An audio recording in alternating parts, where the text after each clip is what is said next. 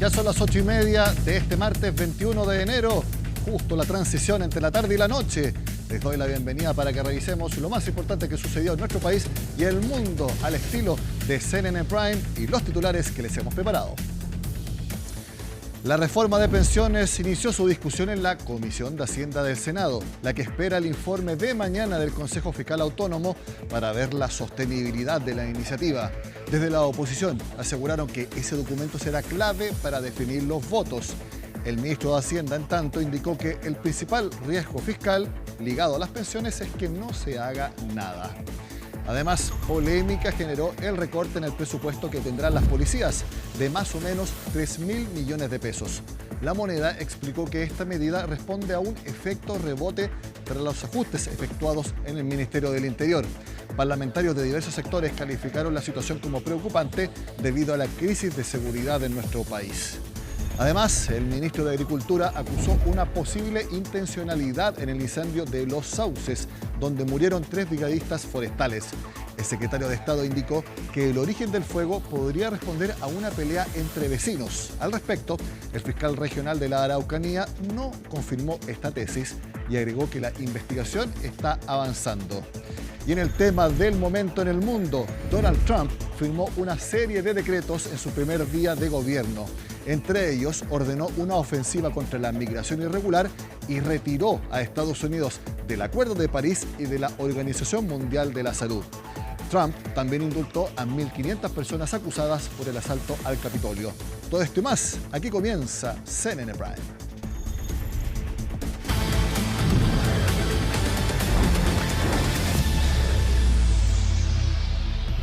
Luego de 7 días de formalización del caso Audio y FactTop, llegó el turno de Antonio Jalaf, que a través de sus abogados buscó convencer al tribunal de no decretar su prisión preventiva. El excontrolador del Grupo Patio descartó los delitos por los cuales está acusado y aseguró que no quiso defraudar a terceros. Todo lo explica Estefanía Bustamante. 1:20 llevan. ¿Cuánto me queda entonces hoy día? 10 minutos. Me da 15 y hago maravilla. Gracias, su señoría. 7 días de formalización ya relajan los ánimos en la sala, pero no necesariamente a las defensas, entre ellas la de Antonio Jalaf, el último que a través de sus abogados explicó al tribunal que no cometió los delitos por los cuales la Fiscalía pide su prisión preventiva. ¿Qué le interesa al acreedor? Le interesa que le paguen la deuda. Y Antonio Jalaf siempre pagó los intereses, reconoció la deuda y finalmente la pagó, señoría. 1:30 tuvo la defensa del excontrolador de Grupo Patio acusado por presunto lavado de activos, estafa, administración desleal y uso malicioso de instrumento privado mercantil falso. Dicen que Antonio Jalaf nunca tuvo la intención de defraudar a terceros y que solo quiso pagar sus deudas. En mis 40 años de carrera profesional jamás había visto que se intente encarcelar a una persona por querer cumplir con sus compromisos. ¿Cuál fue la voluntad expresada por el señor Antonio Jalaf a este grupo de asesores, abogados, amigos, socios, hermanos? Quiero pagar mis deudas. Participación Antonio Jalaf en esto no tiene. Aquí hemos estado, su señoría, escuchando al Ministerio Público durante 5 días, en donde uno se preguntaba, ¿y dónde está Antonio Jalaf? Piden rebajar la medida cautelar tal como se acordó antes, según reveló uno de sus abogados en la audiencia. Se trató de un preacuerdo entre los fiscales Juan Pablo Araya y Miguel Ángel Orellana con Antonio Jalaf, que finalmente no autorizó la fiscal regional Lorena Parra. Afecta evidentemente cómo ejercer la profesión de aquí para adelante. Si uno confía, las confianzas son fundamentales.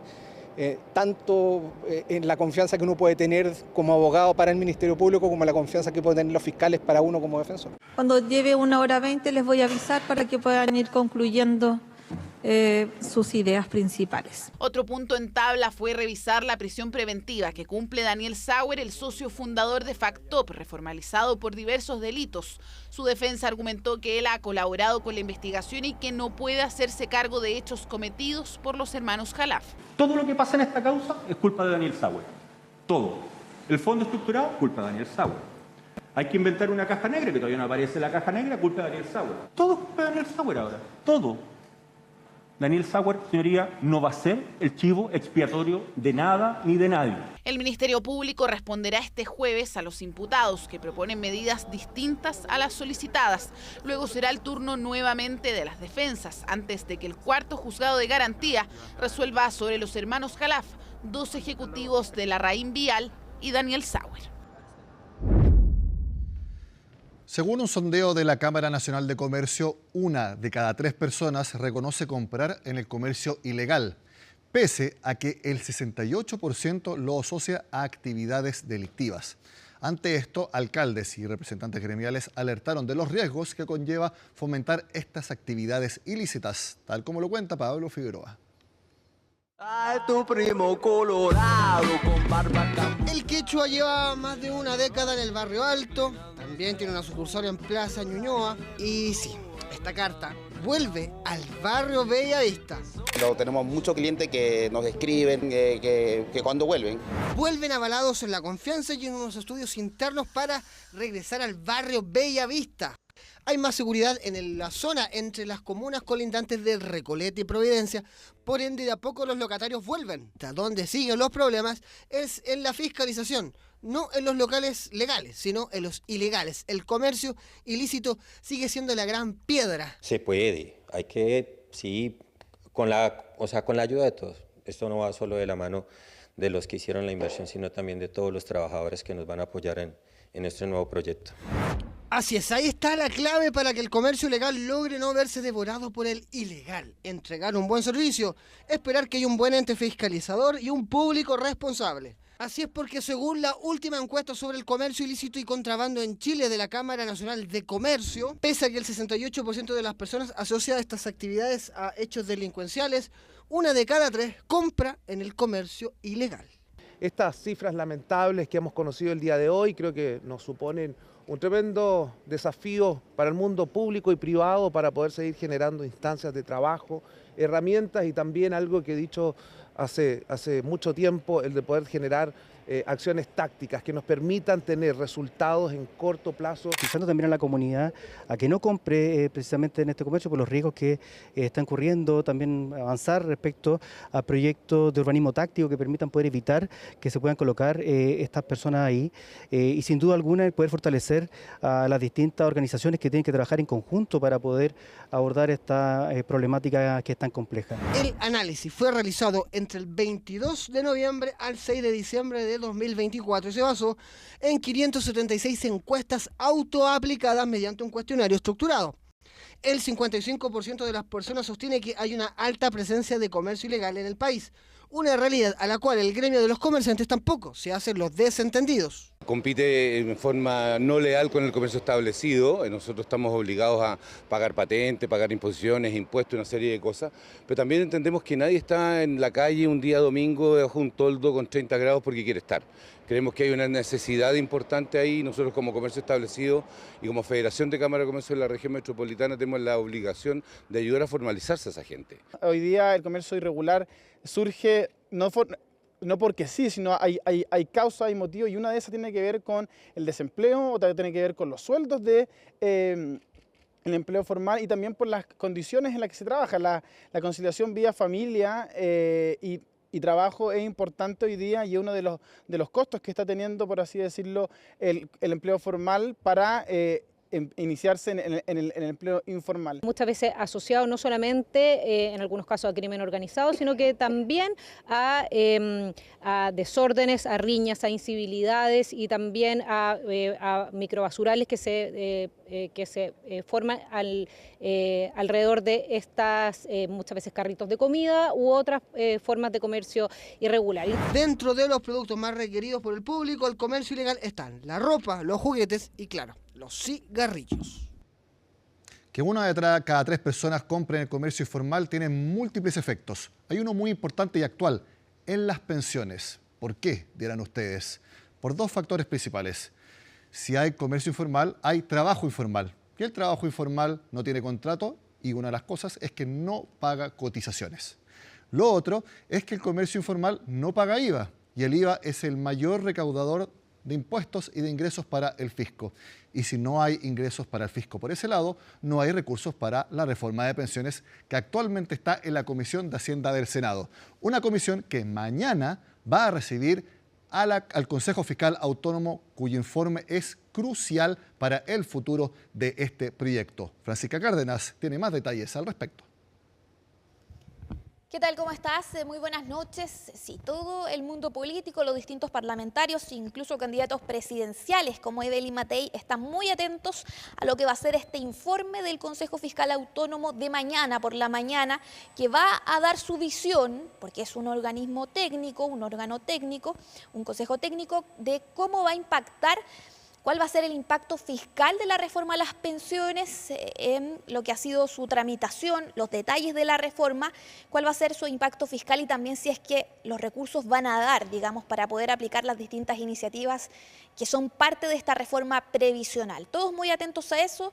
Con este informe algunas críticas podrían disiparse, incluso otros podrían tener una postura mucho más crítica o dar su postura en contra de lo que va a ser esta tramitación de la reforma previsional. Y por otro lado, mientras se espera eso, que va a ser algo clave, un insumo clave para el gobierno y también para los parlamentarios, ya llegó esta reforma a las pensiones a la Comisión de Hacienda del Senado, que estuvieron revisando hoy durante toda la jornada sus distintos aspectos más técnicos por parte de los integrantes, luego de que se despachara anoche hasta bastante tarde, digamos, fue el trabajo de la Comisión de Trabajo del Senado. Pasemos a escuchar entonces parte de lo que dijeron algunos parlamentarios. Estamos frente a una reforma de pensiones que es muy valiosa, y es una reforma de pensiones que respeta un pilar que para nosotros es clave. Los ahorros de los trabajadores son de los trabajadores. Los 6 puntos adicionales de cotización son de ellos, son heredables, están seguros. De hecho, hicimos todas las consultas en la Comisión de Hacienda justamente para ratificar aquello. Lo que mañana vamos a ver en la segunda sesión de la Comisión de Hacienda es el informe y la opinión del Consejo Fiscal Autónomo. ¿De qué se trata esto?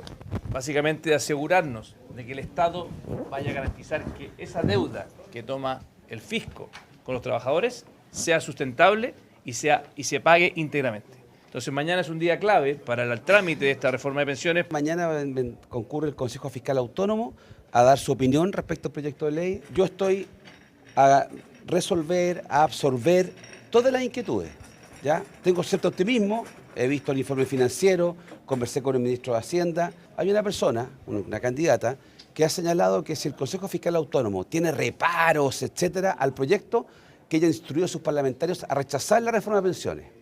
Mi aproximación es distinta.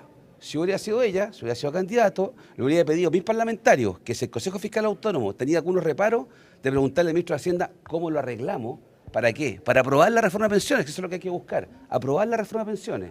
Claro, ahí están entonces algunas reacciones, todos muy atentos a lo que va a ser este informe del Consejo Fiscal Autónomo, que es integrado por distintos expertos con experiencia en economía y que van a dar esta visión de cuál va a ser el impacto fiscal de la reforma previsional, que es clave para algunos para poder definir su voto. Ya algunos han dicho que van a votar en contra de la reforma, incluso desde Chile Vamos, como por ejemplo el senador Kusanovich, la senadora María José Gatica, también el diputado Cristian Lavé y la diputada Camila Flores, porque no les gusta este acuerdo al que llegó el gobierno con distintos representantes de sus propios partidos políticos, en este caso de Chile Vamos, y por otro lado también hay varias críticas desde el Partido Comunista y del oficialismo en torno a distintas posturas que se han dado, porque dicen que se pierde la idea original de este proyecto de reforma previsional, que era eliminar las AFP, que ellos van a insistir en eso en marzo ya, cuando se vuelva del receso legislativo, que es en febrero. Escuchemos qué dijo también el ministro de Hacienda, Mario Marcel.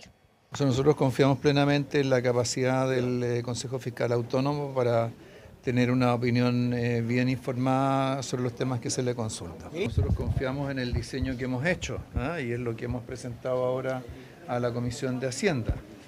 Y que parte por este tema que estaba en la primera pregunta que se me hacía, que es el hecho de que hay un aumento de cotizaciones, porque estamos muy acostumbrados a discutir sobre beneficios mirando solo el lado del gasto, ¿ya? Pero lo que hace que las cosas sean sustentables es el lado del financiamiento.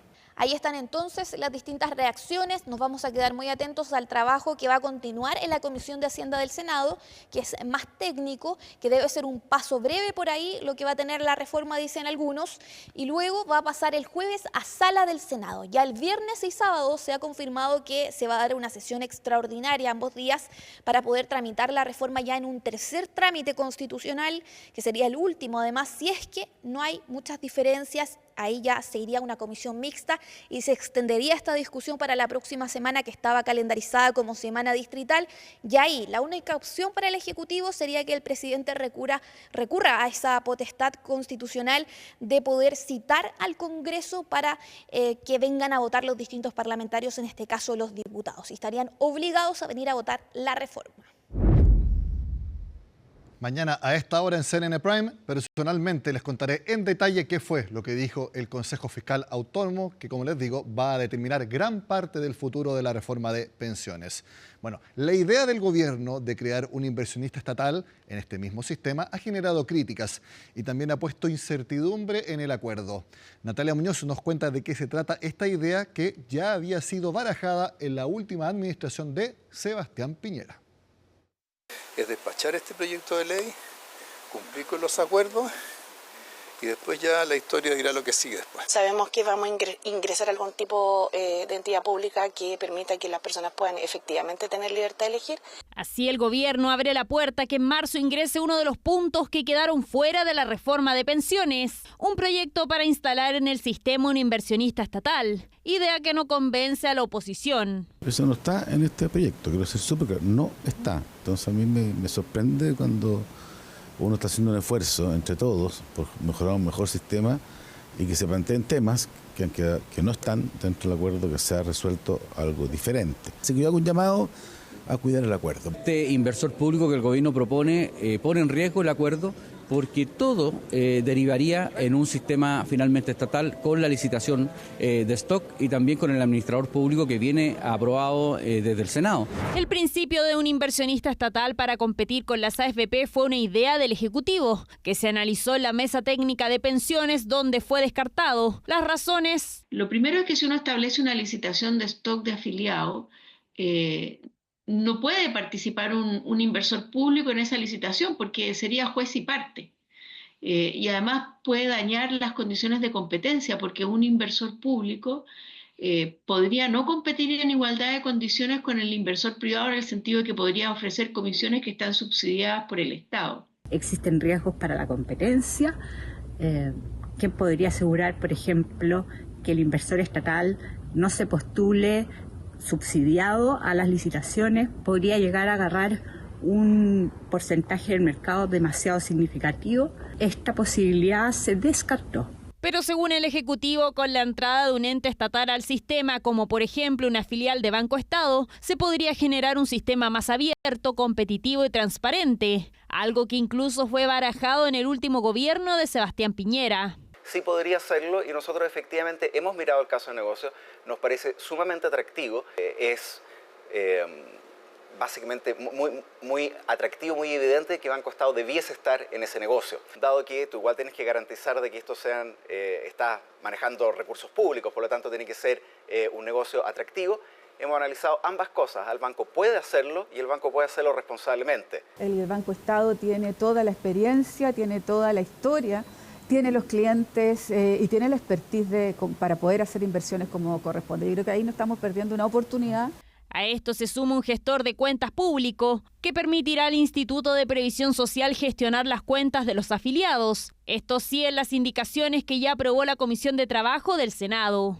Aquí lo que se hace es que el IPS pasaría a ser un administrador de cuentas. Entonces, si además uno crea un inversor público, ya tenemos constituida en el fondo una AFP estatal que cumple esos dos objetivos. Por un lado, administrar las cuentas y por otro lado, invertir los recursos de los trabajadores.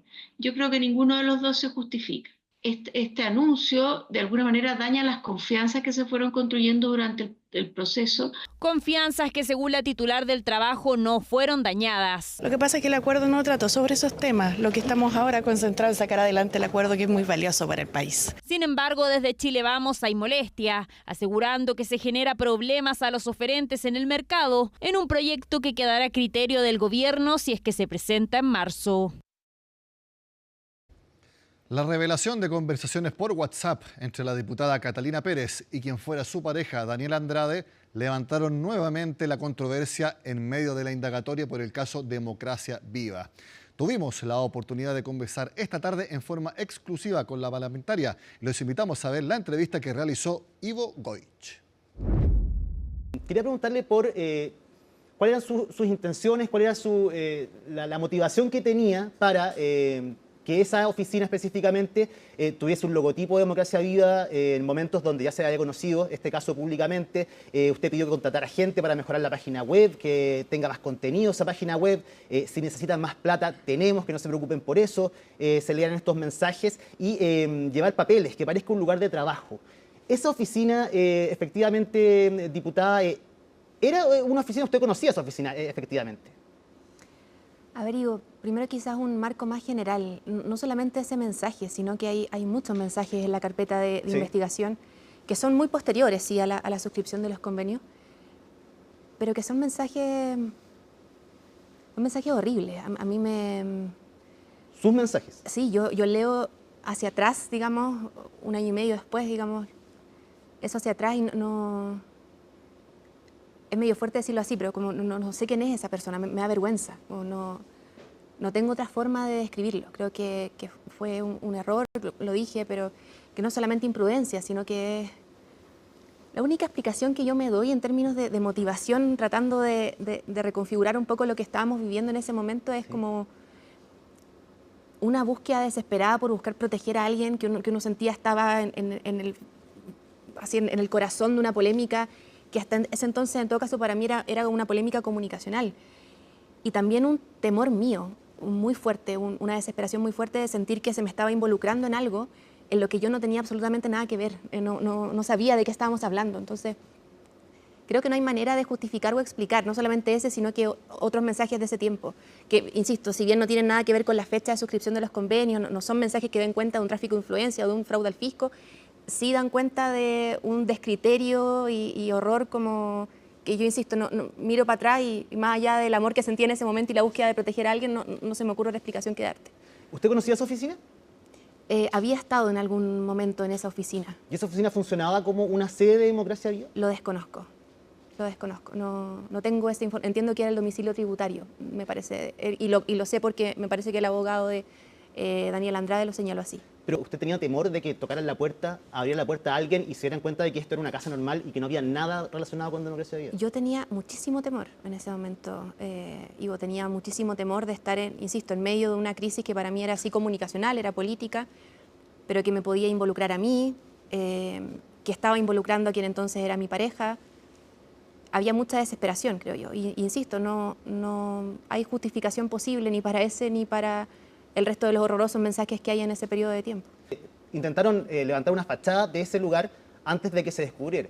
Yo sabía que ese era el domicilio que tenía Democracia Viva, ahora entiendo, según las palabras del abogado, que era el domicilio tributario, pero desconocía qué actividades se hacían o no se hacían ahí. El interés de todos los mensajes de esa época era buscar proteger de muy mala manera a quien entonces era tu pareja y a quien sentía estaba en un riesgo muy grande, insisto, un riesgo comunicacional, un riesgo político, pero un riesgo muy, muy grande. Pero hice estos mensajes anteriores a la suscripción de los convenios que dan cuenta de, al menos queda la duda de ciertos conocimientos. De hecho, en junio del 2022, Daniel Andrade a través de un mensaje le informó que Carlos Contreras lo había llamado a él y le dijo que parece que pueden salir las lucas. ¿A qué lucas se refería Daniel Andrade específicamente y qué conocimiento tiene usted acerca del destino de esos dineros? Estamos hablando de junio del año 2022.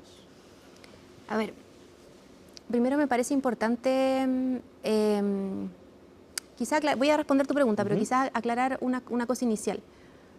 A mí no se me acusa de qué sabía o qué no sabía, ni de cuándo sabía o qué supe.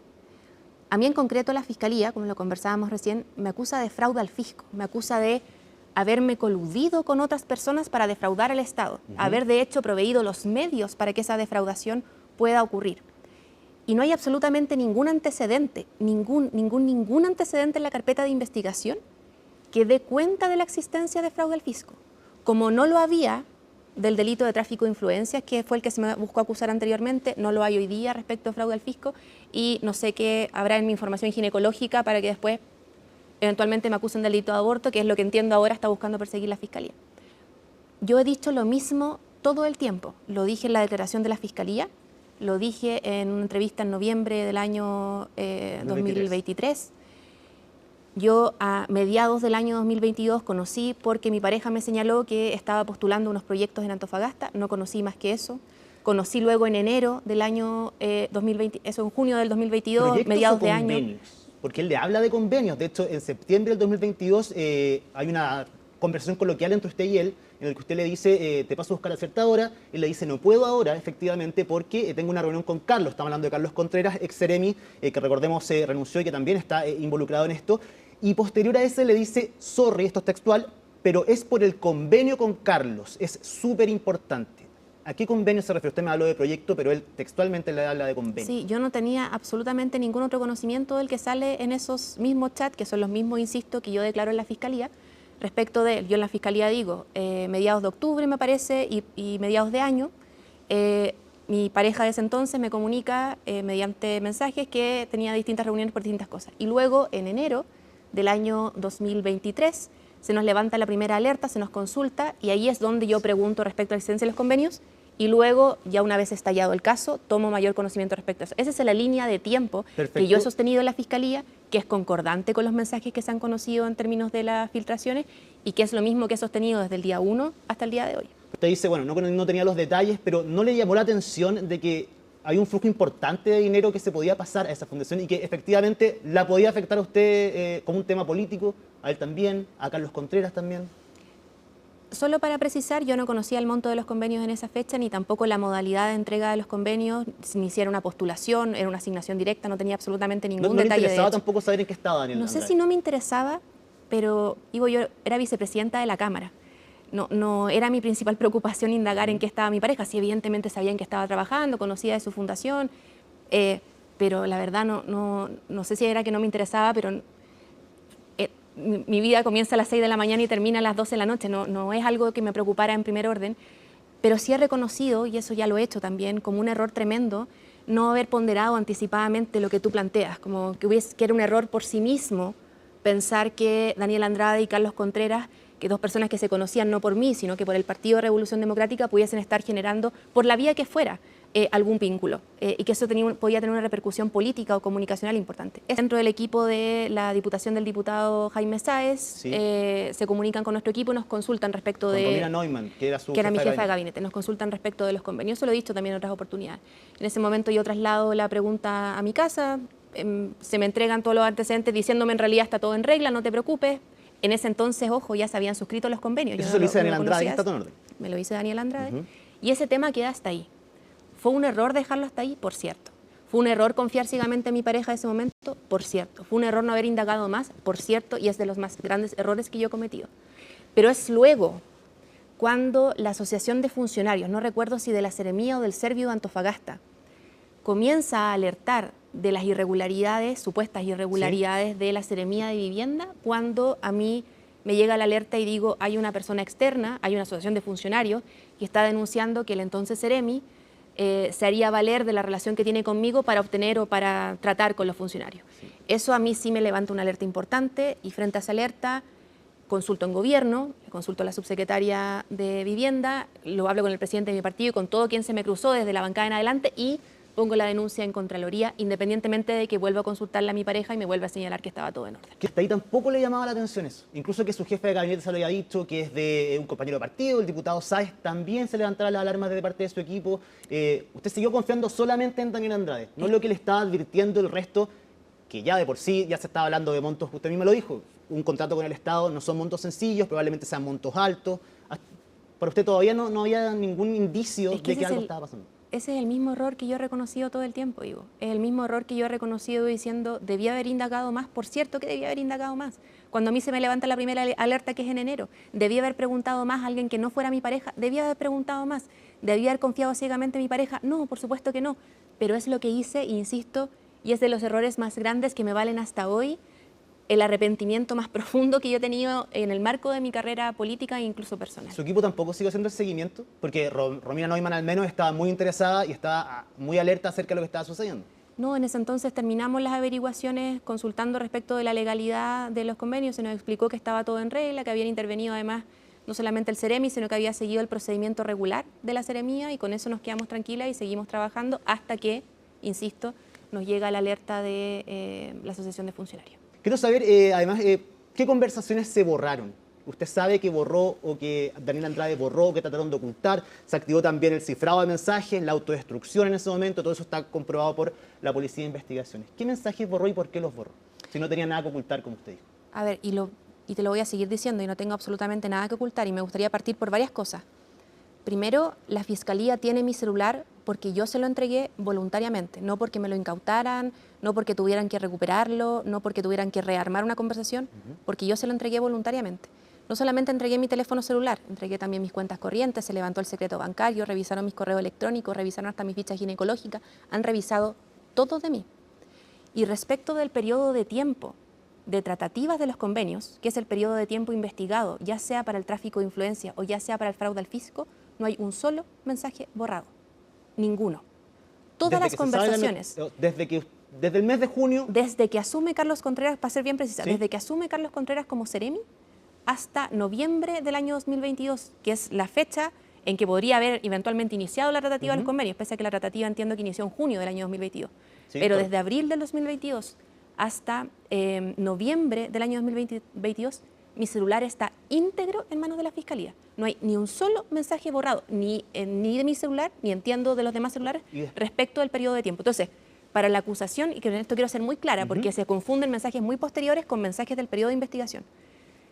Para la acusación, ya sea de tráfico de influencia, que fue la primera acusación, o para la acusación del fraude al fisco, el periodo de tiempo investigado está íntegramente producto de mi voluntad a disposición de la Fiscalía, y no hay nada, ningún antecedente de ese periodo de tiempo que dé cuenta de que yo haya hecho alguna gestión para favorecer a mi pareja, para hablar con una autoridad, que haya llamado a alguien, que haya mandado un correo, que haya tenido una conversación de la que luego haya quedado registro, absolutamente nada. Y lo que sí hay borrado, y ahí voy a tu pregunta, Ivo, son mensajes muy posteriores, estoy hablando 7 meses posteriores. Es que esos 7 meses fue cuando está el caso también, diputada. Y tienen que ver, no es cualquier la línea temporal, es muy importante. Estoy de acuerdo, pero es muy importante quizá en términos políticos, pero en términos penales, el tiempo de investigación está íntegro en la carpeta. Entonces, no es que aquí haya algún ocultamiento respecto del tiempo de investigación, que yo algo que haya buscado ocultar. Nada, está todo ahí. Despejamos eso y mientras se suscriben estos contratos, usted dice que su celular está completamente íntegro, todas las conversaciones.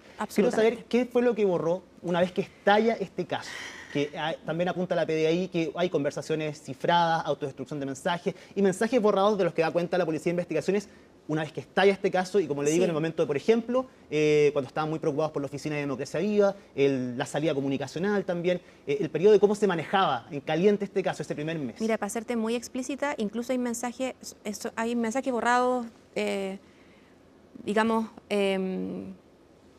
concretos. Hay mensajes concretos borrados de mi teléfono celular, no solamente del periodo del manejo de la crisis, sino del periodo anterior.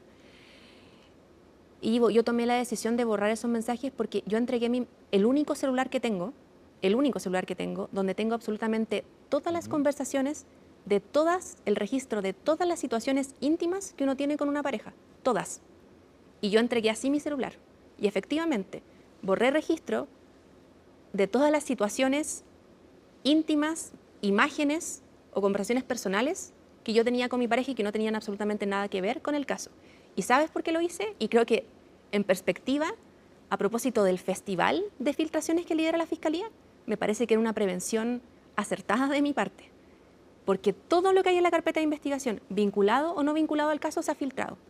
Y me parece, insisto, una preocupación sensata de mi parte en ese momento, eliminar cualquier conversación o registro de una situación, repito, íntima, de un celular que mantiene absolutamente todas las conversaciones, se podrán imaginar la gente en su casa, que uno tiene con una pareja. Pero podría asegurar en esta entrevista que usted no borró ningún mensaje durante esos meses, una vez que estalla este caso, en relación al manejo específico de esta situación? No, ninguno respecto al caso, ninguno respecto ni del manejo, y perdón, pero con todo lo que se ha sabido, es bastante evidente que no borré mensajes, porque se ha conocido, insisto, mensajes horribles que yo he enviado y que justamente no los borré porque me pareció que todo debía estar allí. Y estoy, digamos, pagando los costos de haber sido completamente transparente en la entrega de mi teléfono celular y en el no borrado de todas esas conversaciones.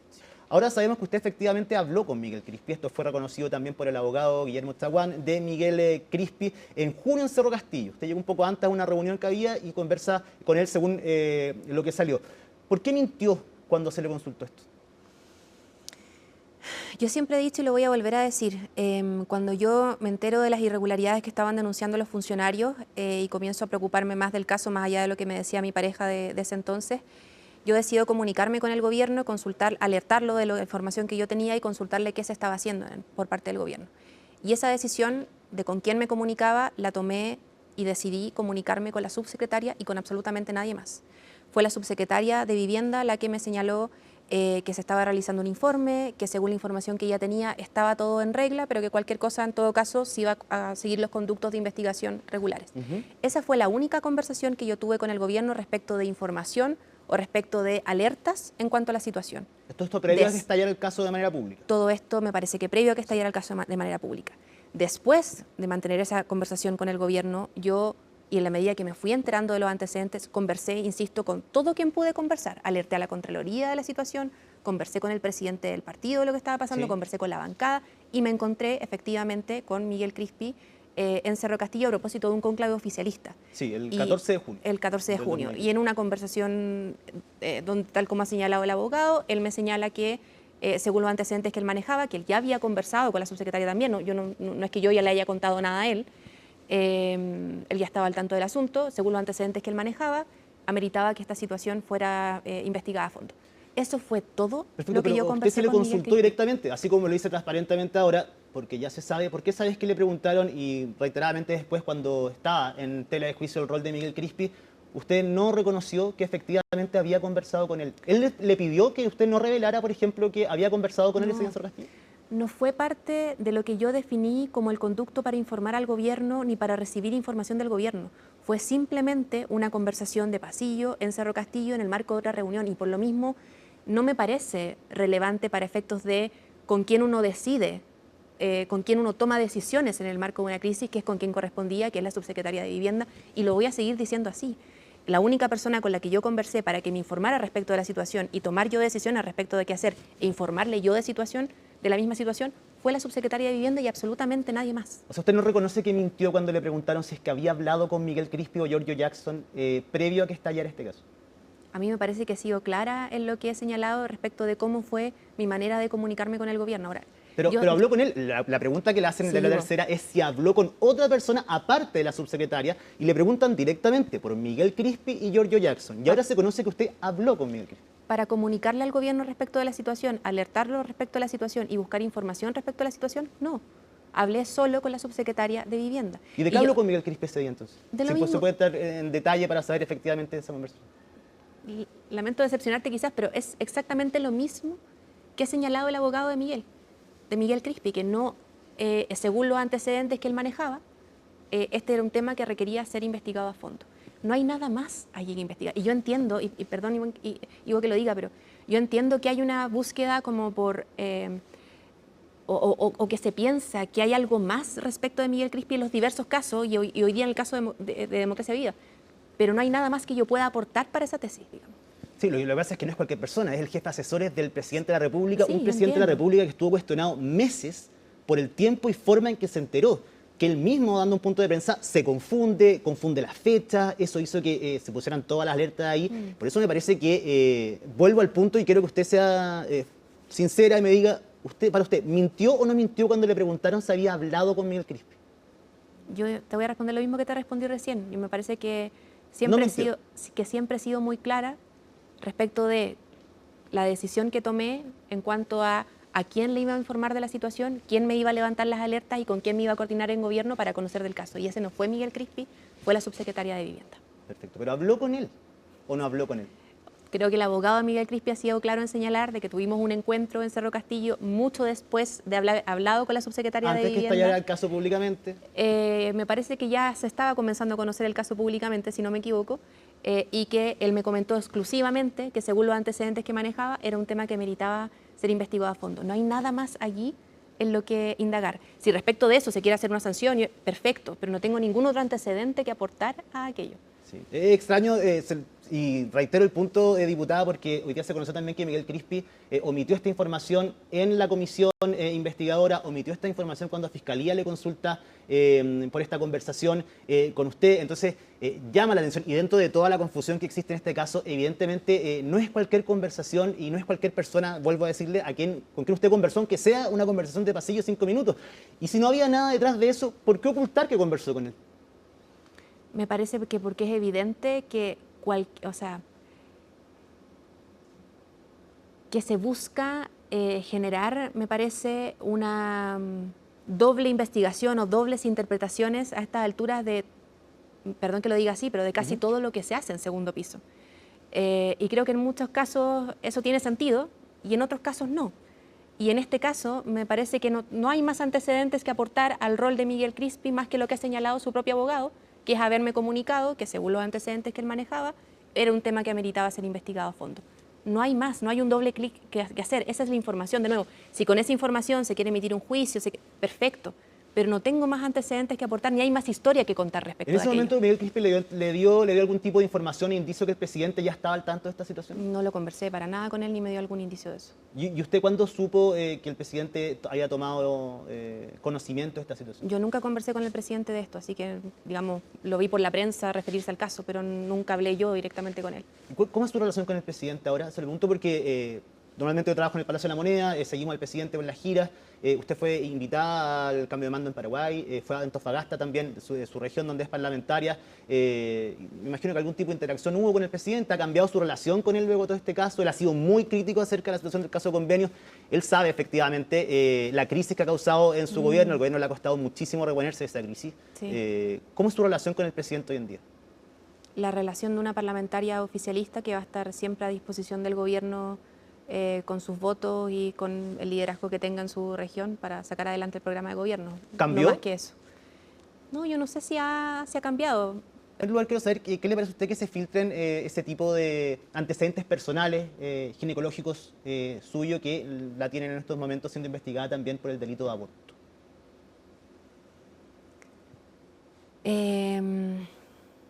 Oye, es bien difícil hablar de este tema, sí, porque es bien íntimo y también porque es bien indignante que se pasen como ciertos límites. Y no solamente respecto de mí. La otra vez escuchaba a la ministra de la Mujer recordar cómo a 444 mujeres se las ha perseguido durante el año 2012 y 2022 por un supuesto delito de aborto, cuando además 44 de ellas correspondían a abortos espontáneos. Entonces, me parece que hay una discusión pendiente en Chile que no se ha tenido y que toca a tal nivel la intimidad que es muy violento. Y a mí lo que me pasa con esto, y la parte que más que me conmueve, me da un poquito de rabia también, es que, como te decía, a mí primero se me trata de acusar de tráfico de influencia, y no había ningún antecedente en la investigación para tráfico de influencia, se me llama a declarar por tráfico de influencia. No tienen ningún antecedente, hoy día me acusan de fraude al fisco. No hay ningún antecedente nuevamente en la carpeta que dé cuenta de fraude al fisco. Lo que hay son mensajes muy posteriores que no tienen nada que ver con el delito. No hay ningún fundamento penal para eso. Y ahora de lo que me entero es que el razonamiento que yo hago es que no le resulta con tráfico de influencia, no le resulta con fraude al fisco, y ahora de lo que me entero es que están buscando investigarme por el delito de aborto, yendo a incautar mi ficha médica, donde mi ginecóloga va a preguntarse si ahí hay algo por lo que eventualmente puedan desaforarme. Entonces, me pasa que siento que se cruza un límite, ¿no? Cuando hay una interferencia tal en la intimidad de cualquier persona. Y en este caso me parece que ese límite se ha pasado como con creces. Sí, diputada, en ese sentido, ¿usted se entera, sabía que la están investigando por eso? ¿Usted tenía el conocimiento de que estaba siendo investigada? Yo ni siquiera tengo acceso a esa carpeta de investigación. ¿Se enteró por la prensa, con la publicación de...? A mí me pasa que, y por eso me quiero detener también, sí, quizás podemos volver a este tema, no tengo ningún problema, pero me pasa también con lo brutal de la filtración. porque esta es una investigación reservada, la del delito supuesto de aborto, como lo es el desafuero, que también es reservado. Pero en el caso del supuesto delito de aborto, solo la Fiscalía tiene acceso a esa carpeta. Ni siquiera yo, ni siquiera mi abogado tiene acceso a esa carpeta. Nadie tiene acceso a esos antecedentes. Y aún así, Ivo, 3 días antes de la fecha original de mi desafuero, se filtra mi ficha ginecológica, junto con filtrarse todos estos mensajes posteriores que no tienen nada que ver con un eventual delito de fraude al fisco. Entonces, ¿qué me queda de pensar a mí? Que más que una búsqueda de la verdad, una búsqueda de resolución del caso, lo que hay es una estrategia comunicacional que a mí no me queda más que pensar que es de parte de la Fiscalía por construir un clima político 3 días antes de la fecha original de mi desafuero. Y yo creo que eso no puede ser, porque se pone en cuestión, no solamente en mi caso me da mucha impotencia, sino que también se pone en cuestión el uso de las instituciones. O sea, si no vamos a resguardar el principio de objetividad de la Fiscalía, si no vamos a resguardar que las cosas de tribunales se resuelvan en tribunales y no por la prensa, que no se busque ganar un desafuero por la prensa, me parece que atenta como entre los principios mínimos democráticos. Y creo que eso está pasando en este momento, y esto me violenta mucho a nivel personal por el tipo de delito supuesto como en el caso de aborto, pero también me violenta a nivel político, porque creo que no podemos dejar que estas cosas pasen. ¿Usted tiene una explicación en particular con usted por parte de la Fiscalía en el sentido de querer desaforarla bajo cualquier pretexto? No sé, Ivo, lo que sé es que yo leo la carpeta de desafuero, yo también soy abogada, y me parece que cualquier estudiante de Derecho de tercer año en adelante puede leer la carpeta de desafuero y ver que no hay absolutamente ningún antecedente jurídico que dé cuenta de un concierto previo mío con nadie, que dé cuenta de una facilitación de medios mía con nadie para cometer el delito. No hay ningún antecedente judicial, jurídico, que dé cuenta del delito de fraude al fisco. Entonces, lo que a mí me queda para pensar, que en el fondo se está buscando construir un caso de lo que sea para desaforarme, acompañado de una estrategia comunicacional muy dura, que incluye, entre otras cosas, la difusión de mis fichas ginecológicas y la incautación de fichas médicas en centros médicos, para lograr un buen resultado. Desde el Frente Amplio están empujando eso también, ¿cree usted o no? No lo sé. ¿No siente que hay una presión política también por terminar con esto, cortar el hilo en alguna parte y que usted pueda ser quizás la persona con la cual se comienza a despejar esta situación del caso Convenio? Oye, espero que no. O sea, espero que la motivación de todos, que mi motivación sea... Yo estoy cansada, llevo 2 años en este proceso, 1 año y medio, no he dejado de trabajar en el territorio, pero ha sido emocionalmente muy duro. Y yo lo que espero es que el tema se resuelva. O sea, yo he puesto todo de mí para colaborar, he puesto todos los antecedentes, llevo 1 año y medio siendo investigada, y yo lo que espero es que la investigación se cierre, que se pongan los antecedentes sobre la mesa, pero que haya una, sobre todo, búsqueda por la verdad. No por culpar a alguien a cualquier costa o inventando cualquier antecedente o creando cualquier situación, sino que hay una búsqueda por la verdad. Yo me he mantenido, de hecho, muy cauta, he sido muy prudente en emitir declaraciones porque he confiado en que el proceso avance, pero me parece que hoy día se han cometido excesos que no corresponden. Y que de nuevo no se trata solo de mí, se trata de que protejamos las instituciones que persiguen el delito. Quiero una reflexión final de por qué mintió, diputada, por qué ha borrado mensajes, por qué sus versiones chocan con la evidencia de sus mensajes. Porque para usted se ha hecho más difícil también esta misma situación a raíz de las mismas intervenciones y lo que se ha ido conociendo, ya sea por filtraciones o por distintas declaraciones. A ver, en primer lugar, yo he dicho lo mismo desde un comienzo. Yo he reconocido desde un comienzo el error de mi primera declaración, cuando yo siempre se contrasta, ¿no? Esta primera declaración donde yo digo no tengo ningún conocimiento de la situación y los nuevos antecedentes que conocemos. Lo que se omite mucho del mundo de las comunicaciones es el reconocimiento que yo tempranamente hice de ese error. A la semana siguiente yo publico un video diciendo que ese fue un error. Hace más de 1 año que doy una entrevista diciendo que eso fue un error, que fue un error complejo, y aclaro que yo nunca tuve conocimiento del detalle operativo o financiero de lo que estábamos trabajando. Y es algo que yo continúo sosteniendo, Ivo, incluso después de la filtración de todos estos mensajes que creo reafirman lo que yo he señalado. ¿Sus cuentas se abrieron, ¿no?, en la investigación? Mis cuentas bancarias se abrieron, se me levantó el secreto bancario, yo accedí a eso. Se me revisó mi teléfono celular, se me revisaron mis correos electrónicos, se revisó mi tráfico de llamadas. Ivo, sé que estamos terminando, pero incluso hay un informe de la PDI, te lo voy a leer, es muy cortito, que señala lo que yo siempre he dicho. Del análisis efectuado de las cuentas corrientes de Catalina Ilona Io Pérez Salinas, se determinó la inexistencia de abonos cuya procedencia corresponda a fondos fiscales de los convenios aprobados mediante las resoluciones 504, 576, 641. La misma Fiscalía, no tengo aquí la fecha, pero está en el último tomo de la carpeta de investigación, que curiosamente esto es lo único que no se filtra, ¿no? La misma PDI ha señalado que yo no recibí absolutamente ningún monto de los convenios, que ha sido lo que yo siempre he señalado. Yo nunca intervine, yo nunca me beneficié de ninguna manera de firmar los convenios. Y no hay absolutamente nada en la carpeta de investigación que dé cuenta de que yo hablé con alguien, ejercí algún tráfico de influencia o tuve algo que ver en un eventual fraude al fisco. Absolutamente nada. Lo que hay son mensajes horribles, muy posteriores a la comisión de los supuestos delitos, que son mensajes de administración de la crisis, que son equivocados, que son horribles, de los que me arrepiento, pero que no dan cuenta de la existencia de un fraude al fisco. Eso es lo que hay hoy día y por tanto hay una acusación infundada por parte de Fiscalía que revela a 3 días antes de la fecha original de mi desafuero toda la carpeta de investigación, incluyendo la eventual investigación por un delito de aborto del cual ni siquiera yo tengo acceso. Por supuesto que esta entrevista exclusiva que realizó Ivo Goich este martes tuvo muchas repercusiones. La veíamos ahí a la diputada apuntando a una estrategia comunicacional por parte de la Fiscalía en su contra. Macarena Román tiene los detalles de las reacciones que provocó esta conversación, reitero, en exclusiva con nosotros acá en CNN Chile. Cerca de 1 año y medio ha pasado desde que se conoció el caso denominado Democracia Viva. Este martes, la diputada independiente y ex Frente Amplista por primera vez entregó su testimonio en televisión. Jamás pensé que aquí había alguna irregularidad, que aquí había algo que pudiese dar cuenta de lo que hoy día estamos viviendo. Jamás me hubiese expuesto a eso. Fue un error confiar ciegamente en mi pareja en ese momento, por cierto. Fue un error no haber indagado más, por cierto, y es de los más grandes errores que yo he cometido.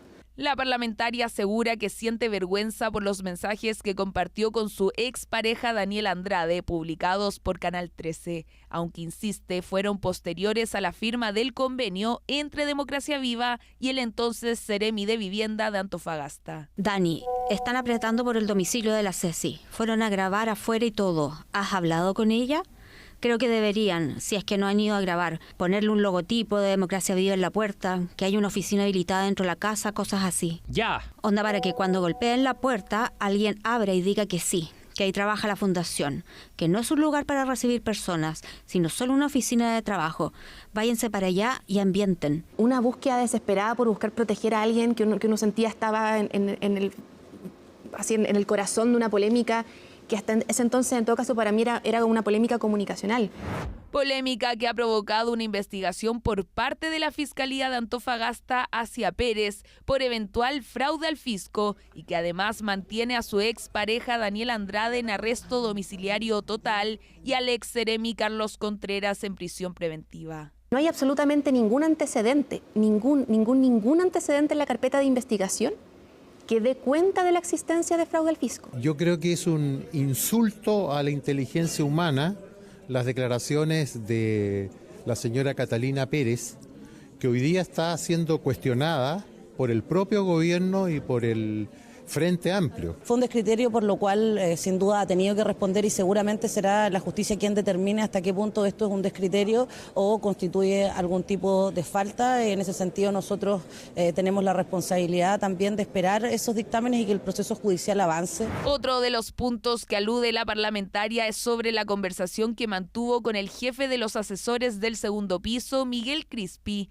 Pérez habló con el exdiputado 2 días antes de que estallara el caso. Sin embargo, esa información habría sido omitida por ambos ante la Fiscalía. Creo que el abogado Miguel Crispi ha sido claro en señalar de que tuvimos un encuentro en Cerro Castillo mucho después de haber hablado con la subsecretaria de Vivienda. ¿Antes que estallara el caso públicamente? Me parece que ya se estaba comenzando a conocer el caso públicamente, si no me equivoco, y que él me comentó exclusivamente que según los antecedentes que manejaba era un tema que meritaba ser investigado a fondo. No hay nada más allí en lo que indagar. Esto es una situación que tiene que juzgar y investigar la justicia.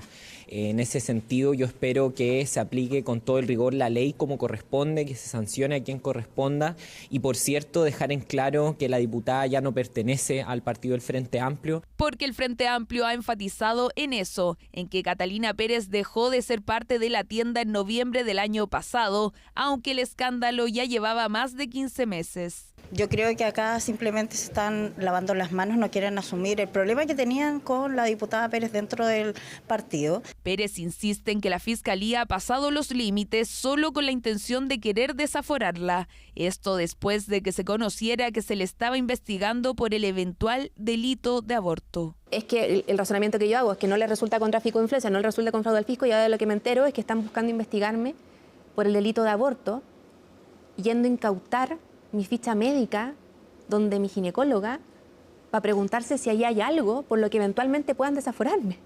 Entonces, me pasa que siento que se cruza un límite.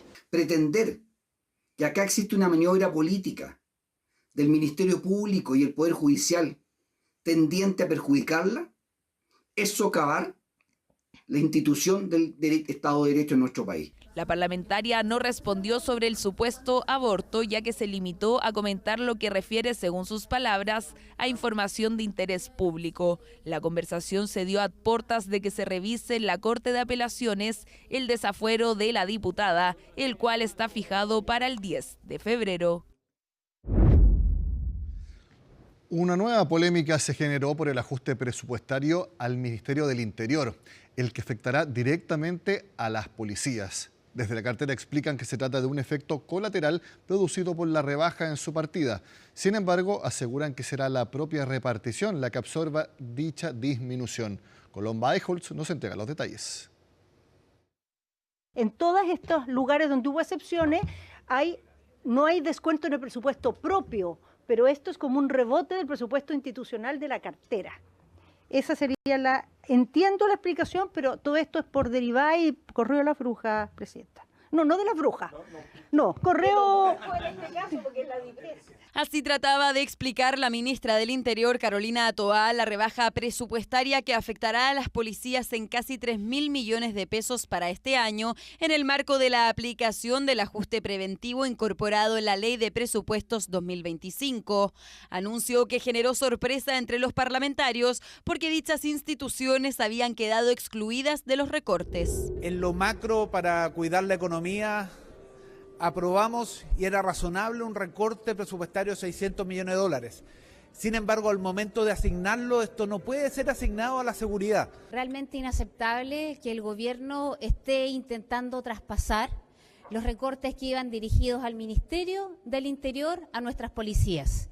Cuando nosotros hicimos un acuerdo expreso en la cual ningún recorte presupuestario podía afectar a Carabineros de Chile ni a la Policía de Investigaciones. Acuerdo que dicen desde el gobierno no se está incumpliendo, simplemente responde a un efecto rebote que se está produciendo por la aplicación de la rebaja preventiva en la partida del Ministerio del Interior. Son recortes del Ministerio del Interior que se reflejan en el presupuesto de las policías porque son parte de ciertos recursos que se llaman consolidables, que parten en un ministerio y después se tienen que transferir a otro y terminan impactando en cómo se refleja, se ve el presupuesto de cada institución. Instituciones que verán una reducción que aplica al subtítulo 29 acerca de la adquisición de activos no financieros, en específico plata para vehículos. Valoro que la ministra del Interior haya aclarado rápidamente esta situación. Se va a buscar una fórmula para reasignar, ¿verdad?, la asignación presupuestaria al interior del Ministerio de manera tal de que no afecte a las policías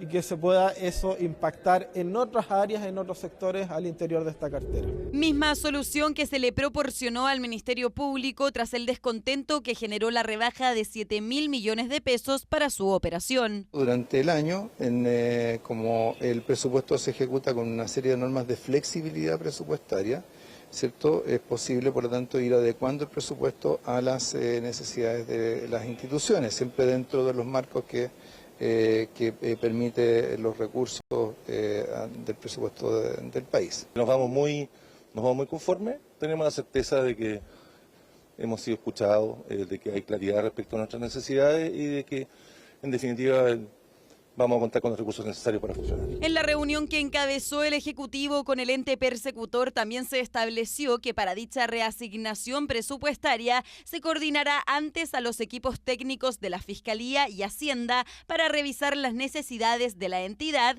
y así poder definir un ajuste que no perjudique sus operaciones.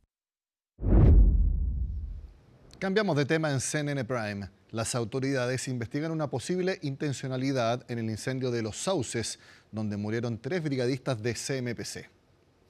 La PDI informó que se están realizando peritajes y se tomaron declaraciones a los habitantes del sector para esclarecer el origen de este incendio. Sin embargo, el ministro de Agricultura, Esteban Valenzuela, apuntó a que las llamas se habrían originado por una pelea entre vecinos. Desde Fiscalía desestimaron la versión entregada por el ministro, señalando que aún se realizan indagatorias y que es prematuro aventurar esas conclusiones.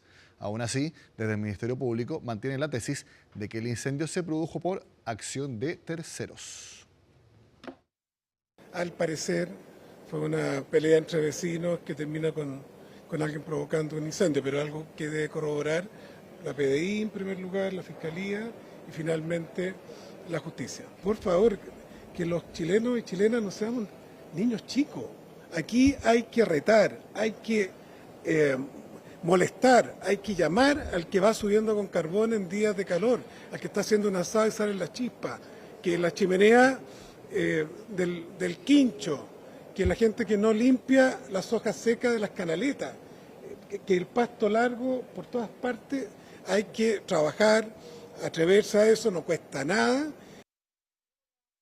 Estamos realizando la indagatoria, no tengo conocimiento de qué fue lo que dijo el ministro, ni cuál es la información que llegó hasta su poder.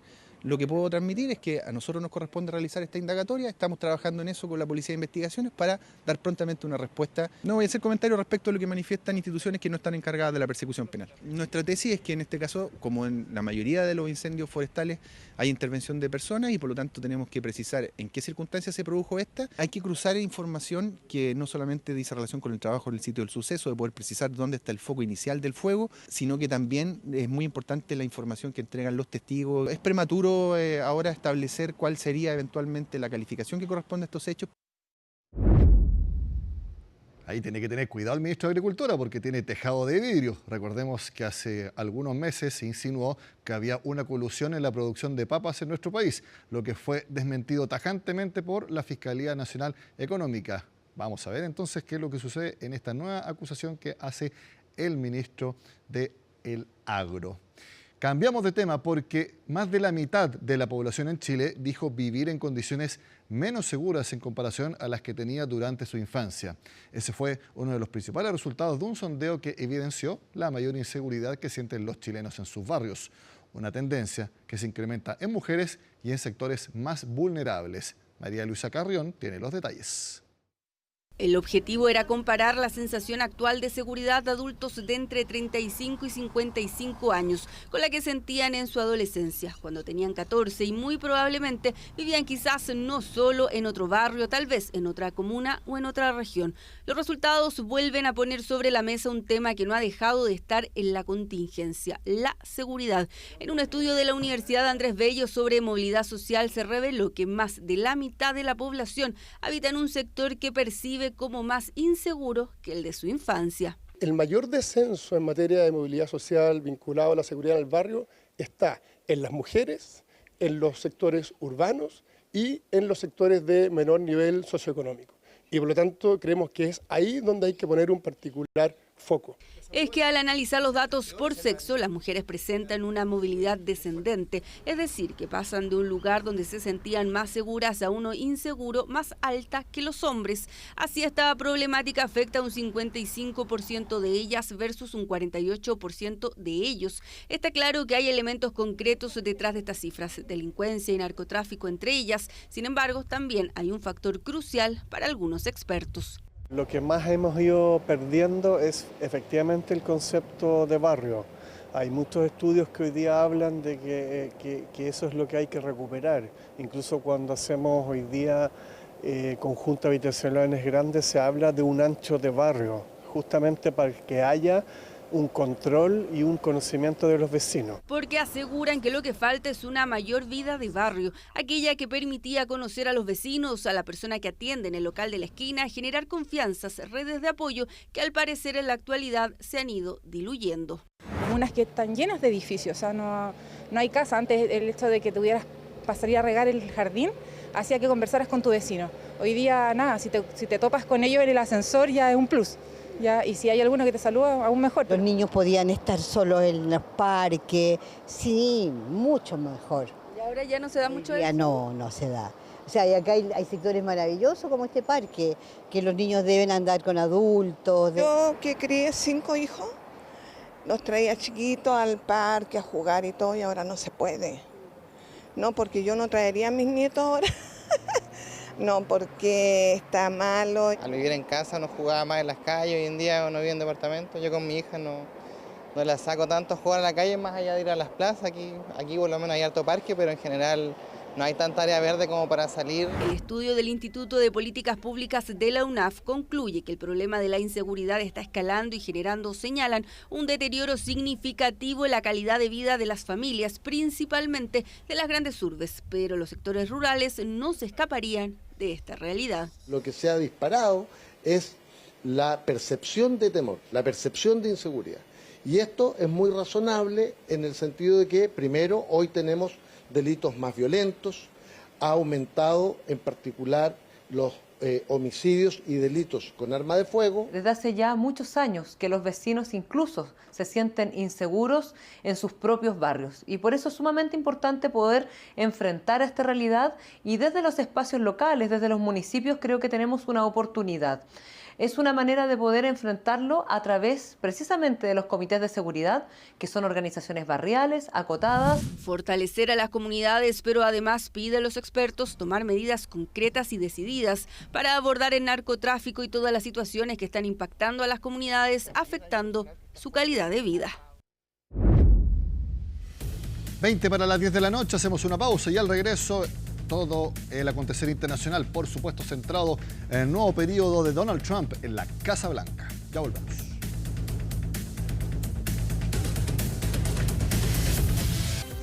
Como vimos, Donald Trump volvió a la Casa Blanca junto a los magnates tecnológicos de Estados Unidos. Precisamente en esa área hubo noticias este martes. Está acá junto a nosotros Alicia Contreras y nos contará de qué se trata. Muy buenas noches, Alicia. Muy buenas noches, Nico. Una serie de órdenes ejecutivas desde ayer está firmando Donald Trump. Arrasó con varias medidas de la administración de Joe Biden y también hoy se abrió la posibilidad de que Elon Musk compre la mitad de TikTok para que pueda seguir funcionando en el país. Tenemos una gráfica con un par de medidas que han sido las que más han llamado la atención que ha firmado Donald Trump. La primera y quizás la más importante es el indulto a los 1.500 acusados por el asalto al Capitolio en enero de 2021. Murieron 6 personas en ese asalto que ha sido criticado por hacer un atentado a la democracia. Él mismo lo criticó en su momento, sin embargo, hoy liberó entonces a estos acusados. Algunos ya habían completado sus condenas, pero por ejemplo, el mayor condenado, 22 años de cárcel, salió hoy en libertad. Ese es el primer indulto de Donald Trump. También uno de los más comentados es el retiro de Estados Unidos del Acuerdo Climático de París, que ya lo había hecho en su administración. Joe Biden volvió a integrarlo y ahora vuelve a salir. Y la salida de la Organización Mundial de la Salud. Acusa que es injusta esta organización Donald Trump porque se le cobra demasiado a Estados Unidos y no hacia otros países como China, que tienen más población. Es un reclamo que también hace respecto a la OTAN. Exactamente. Vamos ahora con la declaración de la emergencia nacional en el sur. Esto con una medida contra la migración irregular y entre otras cosas lo que le permite es enviar tropas al sur de Estados Unidos. Fin a la ciudadanía por derecho de nacimiento para los hijos de inmigrantes ilegales. Ya esta medida está provocando polémica porque una veintena de estados denunciaron entonces esta orden, dicen que es anticonstitucional.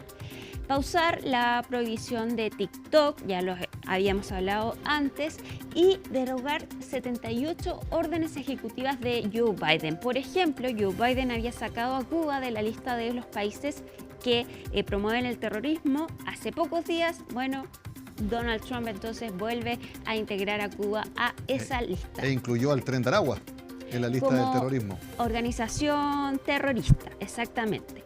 Y otro cambio llamativo es el nombre del Golfo de México al Golfo de América. Una serie entonces de órdenes ejecutivas en su primer día de mandato. Pero ¿cómo fue esta jornada? Lo vemos en la nota de Darío Rifo. 1, 2, 3. Hasta 9 decretos fueron firmados por el nuevo presidente de los Estados Unidos, Donald Trump, frente a más de 20.000 seguidores tras su investidura. Si se suman a las firmadas después en la Casa Blanca, el mandatario alcanzó las 26 órdenes ejecutivas en su primer día en el cargo. Could you imagine Biden doing this? I don't think so. Entre las primeras órdenes está el indulto a más de 1.000 personas vinculadas al asalto al Capitolio del 6 de enero de 2021, una de las promesas de Trump durante su campaña. Esto incluye la reducción de la sentencia a miembros de los Proud Boys y los Oath Keepers, grupos presentes en los desmanes. Los fiscales habían logrado aproximadamente 1.270 condenas para los involucrados, por lo que el decreto deja en libertad a una gran mayoría de ellos. So this is January 6th. These are the hostages. Approximately 1,500 for a pardon. Yes. Full pardon. We hope they come out tonight, frankly. They're expecting it. Otra de las órdenes ejecutivas puestas en marcha es la salida de Estados Unidos del Acuerdo de París, un pacto internacional que busca reducir la emisión de gases de efecto invernadero. Trump ya había retirado al país en su primer mandato, pero el expresidente Joe Biden logró su reincorporación en 2021. A esto se suma el decreto para abandonar la Organización Mundial de la Salud, acusando un mal manejo de la pandemia y que China paga menos. La organización espera poder retomar el vínculo. Esperamos que Estados Unidos lo reconsidere y deseamos entablar un diálogo constructivo para mantener la asociación entre Estados Unidos de América y la OMS en beneficio de la salud y el bienestar de millones de personas en todo el mundo. Trump también ordenó anular 78 acciones ejecutivas instauradas por Biden, entre las que se incluyen el retiro de la designación de Cuba como Estado patrocinador del terrorismo o el monitoreo y regulación de la inteligencia artificial. En inmigración, una de las primeras medidas es redefinir la ciudadanía por derecho de nacimiento. La nueva administración también suspendió el funcionamiento de una aplicación que permitía a migrantes agendar citas para pedir asilo a la oficina de aduanas, lo que dejó varado a quienes esperaban en la frontera. Que esta persona que salió nos dijo que hasta nuevo aviso, pero no sabemos qué significa ese hasta nuevo aviso. Entonces las personas, yo creo que lo que sienten, lo que siento yo es incertidumbre, de no saber si irte, quedarte, esperar o ya desistir. Otros decretos incluyen un retraso de 75 días de la prohibición de TikTok, el fin del trabajo remoto en las agencias federales o el cambio de nombre del Golfo de México al Golfo de América, y el Denali, el punto más alto del país, a Monte McKinley, como se llamaba previamente. Y Nico, vamos a ir rápidamente al siguiente tema. Nos vamos a Israel porque hoy renunció el jefe del ejército de Israel para asumir entonces las responsabilidades por las fallas en la seguridad después del 7 de octubre de 2023, cuando ocurrió este ataque de parte de Hamas que dejó 1.200 muertos y 250 rehenes.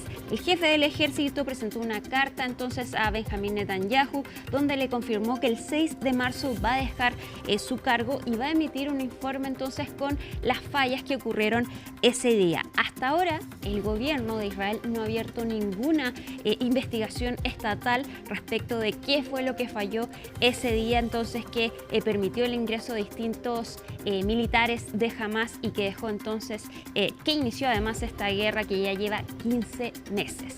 Vamos ahora a Turquía porque un incendio dejó 76 muertos, un incendio en un hotel en un centro de esquí que estaba completamente lleno porque actualmente en Turquía se están registrando las vacaciones de invierno de los niños. Casi un centenar de muertos por este incendio que comenzó en el restaurante y en la cocina de este centro hotelero. Se demoraron 1 hora y media en llegar los bomberos por la lejanía de este centro de esquí de la ciudad. Además, al parecer no había ninguna alarma antiincendios porque los sobrevivientes dicen que se despertaron solo por el olor a humo, pero no porque hubiese una alarma.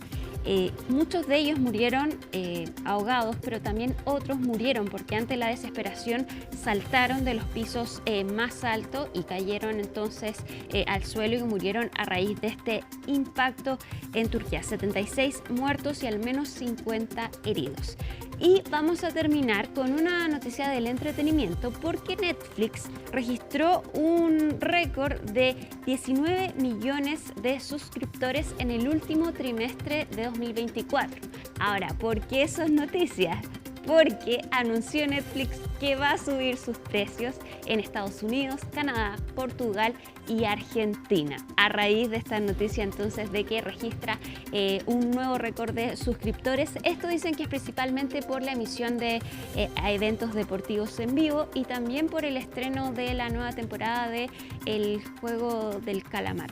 Así se llama. El Juego del Calamar, la segunda temporada. La segunda, no la vi, por eso no me la sé tan bien. No, yo tampoco la he visto, pero sé que está ahí.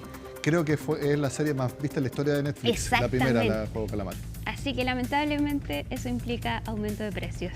Bueno, hay muchas otras plataformas, así que las que personas podrán cotizar y podrán elegir.